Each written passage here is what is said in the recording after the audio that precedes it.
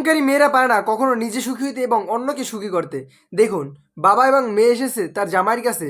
বাবা এসে তার মেয়েকে নিয়ে এসে জামাইয়ের কাছে ভিক্ষা চাইতেছে, বাবা আমার মান সম্মান তোমার হাতে, তুমি আমাদেরকে খালি হাতে ফিরিয়ে দিও না। দেখুন, ছেলের বউ পিছনে বইসা সে কি ভয়ে ভয়ে কেমনভাবে ছেলের দিকে তাকাই আছে।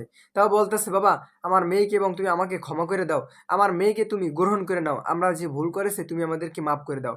এই বলে শ্বশুর এবং তার স্ত্রী তার কাছে অনেক ক্ষমা চাইতেছে।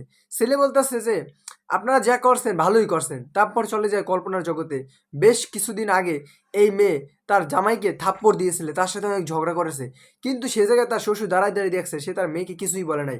জামাই যখন তার বউকে একটা থাপ্পড় দেয়, তারপরে শ্বশুর জামাইকে অনেক গালাগালি করে, তারপর অনেক হুমকি টুমকি দেয় যে আমি আমার মেয়েকে তোর সাথে রাখবো না, তোকে আমি রাস্তার ফকির বানিয়ে দেবো। ওই সময় মেয়ের বাবা ছিল অনেক কোটিপতি। তারপর সে বলতেছে জামাই যে আমাদের স্বামী স্ত্রীর মধ্যে একটু ঝগড়া হইতেই পারে, এটা নিয়ে আপনি কেন কথা বলতেছেন?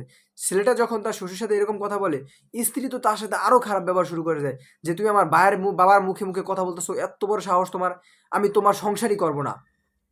এইটা বললা সে ছেলেটাকে অনেক কথা বলে অপমান করে। তাও বলে যে তুমি ছোট লোক, তোমার কাছে আমি আসি এটাই তোমার কপাল। তারপর সে বলতেছে যে এই জায়গায় ছোট লোকের কি আছে, আর স্বামী স্ত্রীর ভিতরে ঝগড়া লাগতে পারে, তাই বলে তুমি তোমার স্বামীর গায়ে হাত দেবা, আর এটা আমার শ্বশুর দাঁড়ায় দাঁড়িয়ে দেখবে, সে কোনো প্রতিবাদ করবে না?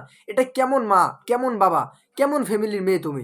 এটা বললা সে মেয়েকেও বুঝাইতেছে, তার বাবাকেও বুঝাইতেছে। তারপরে মেয়ের বাবা ছেলেটাকে বলতেছে যে তোর মতো ফকিন্নির কাছে আমার মেয়ে রাখবো না একটা মুহূর্ত, আমার মেয়েকে আমি নিয়ে যাব, তোর থেকে ভালো জায়গায় বিয়ে দেবো। এইটা বইলা সে ওই জায়গা থেকে তার মেয়েটাকে নিয়ে যাওয়ার জন্য ছেলেটার কাছে বলতেছে, আর তার সাথে অনেক তক্কাতকি করতেছে। তারপরে সে একটা সময় মেয়েটাকে নিয়ে যায়, বলতেছে আমি তোকে রাস্তার ফকির বানিয়ে দিব, তুই যে পজিশনে আসো এটাও তোরে থাকতে দেবো না। এইটা বইলা সেই অহংকারী মেয়ে তার অহংকারী বাবার সাথে চলে যায়। এরপর দেখা যায় যে অনেক বছর পর তারা আসে। তা এই সময় দেখুন, ছেলে এখন আলহামদুলিল্লাহ ভালো টাকা পয়সার মালিক হয়েছে, ভালো একটা পজিশনে গেছে, আর মেয়ের বাবা এখন ভিখারি হয়ে গেছে। এখন সে আসছে তার মেয়েকে এই জায়গায় আবার ফেরত দিয়ে যাইতে। আর সেই মেয়েটা তার কাছে মাপ চাইতেছে, তুমি আমাকে মাপ করে দাও, আর জীবনে তোমার গায়ে হাত দিব না, তোমার সকল কথা মেনে শুনবো, চলবো আর কি, এটা বলতেছে।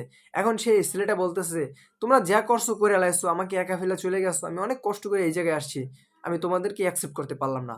এখন ছেলেটার কাজটা কেমন হচ্ছে অবশ্যই জানাই।